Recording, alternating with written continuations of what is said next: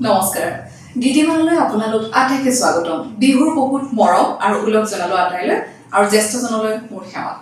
আজি আমি আহিছো ডক্টৰ গৌতম খাম ডাঙৰীয়াৰ ওচৰলৈ যাৰ নাম শুনিলে আটাই বিচাৰে যে তেওঁ কেনেকৈ আমি লগ কৰোঁ আজি তেওঁ সাক্ষাৎ আমাৰ লগত আছে আৰু 16 এপ্ৰিল 16 এপ্ৰিল তাৰিখটো হৈছে ৱৰ্ল্ড ভইচ ডে গতিকে ৱৰ্ল্ড ভইচ ডেৰ বিষয়ে জানিবলৈ তেখেতৰ কাষ চাপিছোঁ পলম নকৰাকৈ তেওঁৰ ওচৰত কুৱেশ্যন আৰম্ভ কৰিছোঁ নমস্কাৰ স্বাগতম আমাৰ অনুষ্ঠানলৈ দাদা আমি আটাই জানো যে 16 এপ্ৰিল 16 তাৰিখ ৱৰ্ল্ড ভইচ ডে বিষয়ে কিছু আমাক কওকচোন ৱৰ্ল্ড ভইচ ডে টো প্ৰথমতে ব্ৰাজিলৰ এটা অৰ্গেনাইজেশ্যন আছিলে ছ'চাইটি ফৰ লেৰিংগলজি ভইচৰ ছ'চাইটি আমাৰ ভাৰতবৰ্ষতো এনেকুৱা ছ'চাইটি আছে ব্ৰাজিলিয়ান ছ'চাইটিটোৱে 1999 চনত প্ৰথমতে তেওঁলোকে ব্ৰাজিলিয়ান নেশ্যনেল ভইচ ডে বুলি আৰম্ভ কৰিছিলে ভইচৰ ওপৰত মানুহক জনাজাত কৰিবলৈ ভইচৰ ইম্পৰ্টেঞ্চ ভইচ কেয়াৰৰ বিষয়ে জনাজাত কৰিবলৈ গোটেইখিনি বিষয়ে তেওঁলোকে চেষ্টা কৰি সেই দিনটো 16 এপ্ৰিল তাৰিখটো বাছি লৈ সেইদিনা তেওঁলোকে পালন কৰিছিলে তাৰপিছত তেওঁলোককে দেখি আৰ্জেণ্টিনা পৰ্তুগাল এখনকৈ আৰু দেশত পাতিবলৈ ধৰিলে ৱৰ্ল্ড ভইচ ডে 2002 চনত American association of otolaryngology and head and neck surgeon বুলি এটা অৰ্গেনাইজেশ্যন আছে বিশাল অৰ্গেনাইজেশ্যন সেইটোৱে এইটো ৱৰ্ল্ড ভইচ ডে আকাৰ দি পেলাই এতিয়া 16খন কাণ্ট্ৰি ৰাজ্যৰ দেশত ৱৰ্ল্ড ভইচ ডেটো পাতে প্ৰতি বছৰে 16 এপ্ৰিলৰ তাৰিখত কণ্ঠৰ যত্ন যিটো আমি কওঁ ভইচ কেয়াৰ এতিয়া ভইচ কেয়াৰটোৰ বিষয়ে অকণমান জানিব লাগে কাৰণ আমাৰ বাহ্যিক অৱয়ৱৰ উপৰিও আমাৰ কণ্ঠটোৱে আমাৰ পৰিচয় এই বিষয়ে অকণমান কওক আপুনি একদম শুদ্ধ কথা কৈছে কণ্ঠটো সকলো মানুহৰে পৰিচয় দৰ্জাখনৰ সিপাৰৰ পৰা কোনোবা এজনে মাত দিলে আপুনি ধৰিব পাৰে সেই মানুহজন কোননো তেওঁ নেদেখাকেই আপুনি ক'ব পাৰে আৰু বিশেষকৈ আপোনালোকৰ প্ৰফেশ্যনত এজন এক্টৰৰ এজন ছিংগাৰৰ বা এজন নিউজ ৰিডাৰৰ তেওঁলোকৰ মাতকেইটাটো আৰু বেছি ইম্পৰ্টেণ্ট কাৰণ তেওঁলোকৰ মাতটো এটা ছিগনেচাৰ বুলি কওঁ আমি their voice is a signature তেওঁলোকে কথাটো কোৱাৰ লগে লগে আজি আমিন চাইনিৰ মাতটো শুনাৰ লগে লগে আপুনি গম পায় যে আমিন চাইনি বুলি তেওঁৰ ৰেডিঅ'ত শব্দটো শুনাৰ লগে লগে সেইকাৰণে এইবাৰৰ থিমেই হৈছে world voice day care for your voice তো আমি মাতটোতো সকলোৱে ব্যৱহাৰ কৰিয়ে থাকোঁ কিন্তু মাতটোৰ কি কি যত্ন ল'ব লাগে সেই বিষয়ে মানুহে যাতে জ্ঞাত হয় তাৰ কাৰণে আজি এই দিনটো অৱলম্বন কৰা হৈছে এজন প্ৰফেশ্যনেল ভইচ ইউজাৰ বুলিয়ে অকল নহয় এই সৰু ল'ৰা ছোৱালীয়ে হওক ঘৰৰ গৃহিণী এগৰাকীও হওক তেওঁ নিজৰ মাতটোৰ যত্ন ল'বলৈ জানিব লাগিব আৰু যত্নৰ ভিতৰত প্ৰথম কথাটো হৈছে যে অদৰকাৰী চিঞৰ বাখৰ নকৰাটো কেনেকুৱা হয় সৰু ল'ৰা এটা যদি বৰকৈ চিঞৰি থাকিলে মাতটো ভাঙিলে সি গান এটা গাব খুজিলে গাব নোৱাৰিব গৃহিণী এগৰাকীও যদি মাতটো ভাঙে তেওঁ যদি এনেই চকতে কিবা গান এটা বা নামেই গাব খুজিছে তথাপিও দিগদাৰী পাব আপোনাৰ প্ৰফেশ্যনেল ইউজাৰ যি বুলি কয় এজন টিচাৰ বা এজন ছিংগাৰ বা এজন গায়কৰ এজন এক্টিং কৰা মানুহ এজনৰ তেওঁলোকৰ যদি খুব বেছি কিবা কথাত চিঞৰ বাখৰ কৰিলে কাৰোবাৰ ওপৰত খং উঠিলে গালি পাৰিলে তাৰপিছত মাতটো এফেক্টেড হ'লে এতিয়া বিহুৰ বতৰত ধৰি লওক বিহুৰ বতৰত এজন ছিংগাৰ যদি মাত বেয়া হয় তেওঁৰ গোটেই প্ৰফেশ্যনেল খেলি মেলি হৈ যায় তো সেই গোটেইবোৰৰ কাৰণে প্ৰথম কথাটো কওঁ যে অযথা চিঞৰ বাখৰ কৰিব নালাগে দ্বিতীয় কথাটো হৈছে ভইচটো ভালে ৰাখিবৰ কাৰণে হাইড্ৰেশ্যন পানী খুব ইম্পৰ্টেণ্ট বস্তু আমাৰ ভোকেল কৰ্ডবোৰ যিমানে ৱেট হৈ থাকে তিতি থাকে হিউমিডিফাইড হৈ থাকে মাতটো ভালে থাকে সেইকাৰণে খুব ড্ৰাই পৰিৱেশবোৰ ধুনীয়া পৰিৱেশবোৰত অলপ মাত চাত এফেক্টেড হোৱাৰ ভয় থাকে তাৰোপৰি খোৱা বোৱা সময়মতে কৰাটো খুব ইম্পৰ্টেণ্ট খোৱা বোৱাৰ অনিয়মৰ কাৰণেও বহুতৰ এচিড ৰিফ্লাক্সৰ কাৰণেও মাত চাত বেয়া হ'ব পাৰে গায়ক এজনে বা এক্টিং কৰা মানুহ এজনৰ ৱাৰ্মিং আপ যেনেকৈ এজন খেলুৱৈ খেলপথাৰত নমাৰ আগতে তেওঁ ৱাৰ্ম আপ কৰিব লাগিব ঘপককৈ গৈ পেলাই তেওঁ দৌৰি দিবলৈ গ'লে নহ'ব বা ঘপককৈ তেওঁ গৈ পেলাই খেলি দিলে নহ'ব তেতিয়া তেওঁ মাছটো ক্ৰেম্প হৈ যাব পাৰে ঠিক একেধৰণে এজন গায়ক বা এজন গায়িকা বা এজন এক্টৰ বা এজন লেকচাৰ দিয়া মানুহৰ অকণমান ৱাৰ্মিং আপ লাগে যাতে তেওঁৰ মাতটো তেওঁ একেবাৰে হঠাতে গৈ পেলাই বহুত ওপৰ উচ্চ স্বৰত কিবা এটা কথা কৈ নিদিয়ে এইবোৰ সৰু সৰু কথাত মানুহৰ যত্ন লোৱাটো বৰ দৰকাৰ তেতিয়া তেওঁলোকৰ মাতটো ভালে থাকিব পাৰে এইখিনিতে আৰু এটা কুৱেশ্যন মোৰ মনত এৰাইজ হৈছে যেতিয়া আপুনি কৈ আছে ভইচ প্ৰব্লেমছ আমাৰ বিভিন্ন ধৰণৰ ভইচ প্ৰব্লেম হয় আপুনি এইমাত্ৰ ক'লেই ড্ৰাই ডিজত প্ৰব্লেম হয় বা ধৰক কেতিয়াবা কি হয় মাতটো ভালে থাকে হঠাৎ মাতটো ভাঙি যায় ঠিক ডিঙিটো যেন ভিতৰৰ ফালে কিবা এটা হৈছে কথা ক'ব নোৱাৰোঁ যে এনেকুৱা ধৰণৰ প্ৰব্লেমবিলাকত আমি পানীৰ লগতে ডাবৰ পানীও আমাক কিবা হেল্প কৰে নেকি, নাৰিকলৰ পানী? নাৰিকলৰ পানীৰ ডিৰেক্ট তেনেকুৱা কোনো কথা নাইকিয়া, কিন্তু চিন্থেটিক যিবোৰ ড্ৰিংকছ বুলি কয়, যেনেকৈ ব্ৰেণ্ডৰ নাম কোৱা নাই, আপুনি বুজি পাইছে? এই চিন্থেটিক ড্ৰিংকছবোৰত মানুহৰ বহুতৰে এচিড ৰিফ্লাক্স হয়। সেইকাৰণে ডাবৰ পানী থ'ব নোৱাৰে। ডাবৰ পানী নেচাৰেল পানী, তাত কোনো হোৱা কথা নাই। সেইকাৰণে সেইটোৱে সহায় কৰিব অকণমান। সেইটো আপুনি যদি মাজে মাজে খাই থাকে, তেনেকুৱা ধৰণৰ বস্তু এটা আপোনাৰ ডিঙিটো হাইড্ৰেটেড হৈ থাকে। আপুনি যিটো ডিঙিত কিবা লাগি থকা কথাটো ক'লে, আমি ইনফেক্ট কিছুমান ক্ষেত্ৰত মানুহক ডাক্তৰক বা স্পীচ থেৰাপিষ্ট বুলি এটা বিভাগ আছে, স্পীচ থেৰাপি, তেওঁলোকক দেখুৱাবলৈ কওঁ। আপুনি যে কথাটো ক'লে যে মানুহৰ ডিঙিত কেতিয়াবা কিবা এটা লাগি থকা যেন লাগে, মাতটো পটককৈ নোলায় ভালদৰে, ইনফেক্ট আমি মানুহক কওঁ যে যদি একেৰাহে মাতটো সলনি এটা হৈছে, দুসপ্তাহতকৈ বেছি মাতটো সলনি হৈছে, তেতিয়াহ'লে ডেফিনেটলি এজন ENT ডক্তৰৰ দ্বাৰা পৰীক্ষা কৰাব লাগে বা এজন স্পীচ এণ্ড লেংগুৱেজ পেথলজিষ্টক দেখুৱাব লাগে। যদি একেৰাহে মানুহজনৰ ডিঙিত কিবা লাগি থকা ভাৱটো থাকে, তেতিয়াও দেখুৱাব লাগে। মাতো কথা কওঁতে বাৰে বাৰে ডিঙিটো চফা কৰিবলগীয়া হৈছে,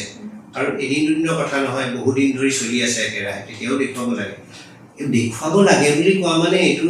মানুহে ভয় খাই যাব নালাগে যে এইটো একদম বেয়া বেমাৰৰ চিন, কিন্তু সেইটোৰ কিবা এটা যে সমস্যা হৈ আছে। কেতিয়াবা এনেকুৱা ধৰণৰ হয় কিছুমানৰ যে ৰাতিপুৱা মাতটো ভাল, গধূলি মাতটো নাইকিয়া হৈ গৈছে,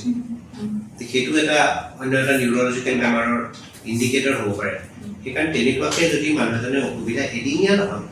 দুসপ্তাহ তেনেকুৱা ধৰণৰ এটা পিৰিয়ড, দীঘলীয়াকৈ পিৰিয়ড, দীঘৰ দিনৰ কাৰণে বেয়া হৈ আছে, তেতিয়াহ'লে কিন্তু তেওঁলোকে ডাক্তৰৰ ওচৰলৈ যোৱা ভাল। এইখিনিতে আৰু এটা সৰু কথা সুধো, হোম ৰেমেডিজ। আমি সাধাৰণতে মেডিচিন বিভাগটো মেডিচিনেই বাৰু, ডিঙিৰ কিবা প্ৰব্লেম হ'লে, কাণৰ কিবা প্ৰব্লেম হ'লে আমি আপোনাৰ ওচৰলৈ দৌৰি আহোঁ। এতিয়া এই যে ৱাৰ্ম আপৰ কথাটো কৈ আছে, তেতিয়া মোৰ মনলৈ কুৱেশ্যনটো আহিছে, আমি গাৰ্গল যিটো কৰোঁ অলপ গৰম পানীৰে, সেই গাৰ্গলটো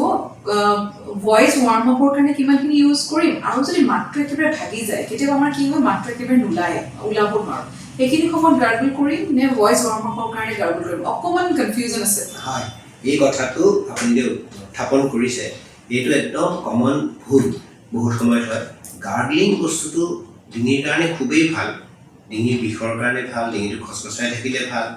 কিন্তু আমি মাত ভাঙিলে গাৰ্গলিং কৰিবলৈ মানা কৰোঁ। মাত ভাঙিলে আমি ভইচ ৰেষ্ট ল'বলৈ কওঁ। গায়ক এজনৰ যদি একদম প্ৰেছিং ডিমাণ্ড আছে, তেওঁ পাৰফৰ্ম কৰিবই লাগিব কাইলৈ, কিন্তু অলপ মাতটো বেয়া হৈছে বা এনেকুৱা অসুবিধা এটা হৈছে, তেতিয়া আমি এনেকুৱাও ৰিকুৱেষ্ট তেওঁলোকক এডভাইচ দিওঁ যে লাগিলে এটা স্কেল নমাই পেলাই গাওঁ, যাতে ষ্ট্ৰেইন কম নকৰে। কিন্তু তেতিয়া যদি মানুহজনে ভাল হওক বুলি খুব গাৰ্গলিং কৰে, তেওঁ চিঞৰাৰ নিচিনা হৈ গ'ল, তেওঁ গৈ পেলাই বহুত দেৰি চিঞৰি দিয়াৰ নিচিনা হৈ গ'ল। সেইকাৰণে আমি গাৰ্গলিংটো মানা কৰোঁ। কিন্তু ৱাৰ্ম আপ বুলি যিটো কথা ক'লোঁ, ৱাৰ্ম আপটো মানে যেনেকৈ গায়ক এজনে ৰিৱাজ কৰে, ঠিক একেধৰণে ৱাৰ্ম আপ মানে কিছুমান নানা ধৰণৰ আছে, ভোকেল ফ্ৰাই বুলি কয়, ডিঙিৰ কিছুমান এক্সাৰচাইজ কৰিব পাৰে, বিশেষকৈ গান চান গোৱা মানুহে, আৰু অন্য মানুহেও ৱাৰ্ম আপৰ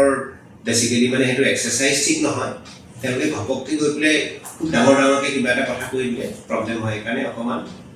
বডিটো টুন আপ কৰাৰ নিচিনা। আৰু এটা কুৱেশ্যন, মই আহি থাকোঁতে এগৰাকীয়ে মোক সুধিব দিছিলে, তেওঁ যিহেতু গম পাইছে আপোনাৰ ওচৰলৈ আহিছোঁ বুলি, ৱৰ্ল্ড ভইচ ডে'ৰ ওপৰত ডিপেণ্ড কৰি আমি যেনেকুৱা নিজকে অলৱেজ য়াং ৰাখিবৰ কাৰণে কিছুমান মানে শৰীৰটোৰ কাৰণে কৰোঁ, ঠিক তেনেকৈ ভইচটো অলৱেজ য়াং ৰাখিবৰ কাৰণে কিবা টিপছ আছে নেকি আপোনাৰ ওচৰত? আচলতে বাৰ্ধক্যৰ যিটো এফেক্ট, সেইটোতো অলপ চলপ আহিবই, আপুনি সেইটো বাধা দিব নোৱাৰে। এতিয়া আজি দুদিন আগতে আশাজী ঢুকাইছে, তেখেতে কিন্তু বহুত বয়সলৈকে তেওঁৰ মাতটো যথেষ্ট ভাল হৈ আছিলে। তেওঁ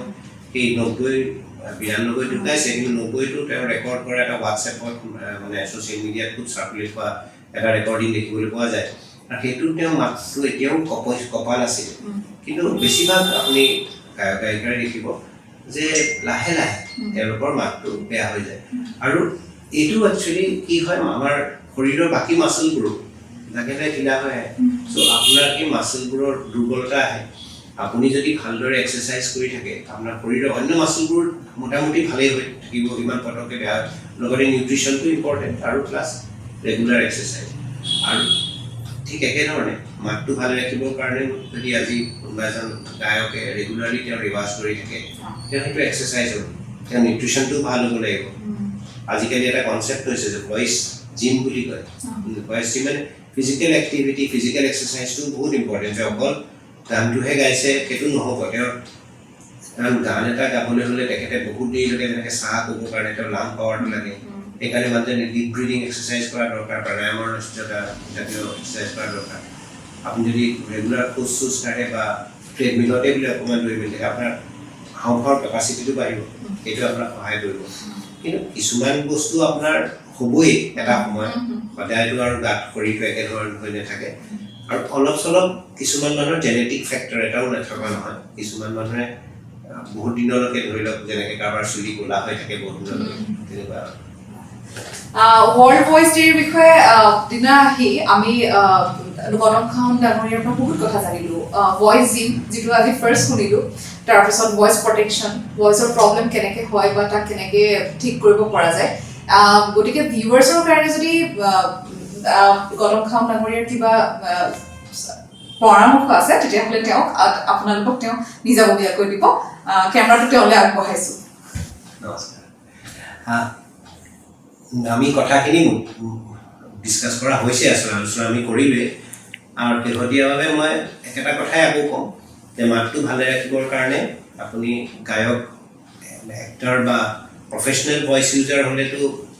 নিজেই কিছুমান বস্তু জনা উচিত যে নিজৰ স্কেলটো কেনেকুৱা আপোনাৰ ৰেঞ্জটো কিমান কাৰোবাৰ নিজৰ ৰেঞ্জৰ মতে গান চানবোৰ প্ৰেক্টিছ কৰা ভাল কেতিয়াবা নতুন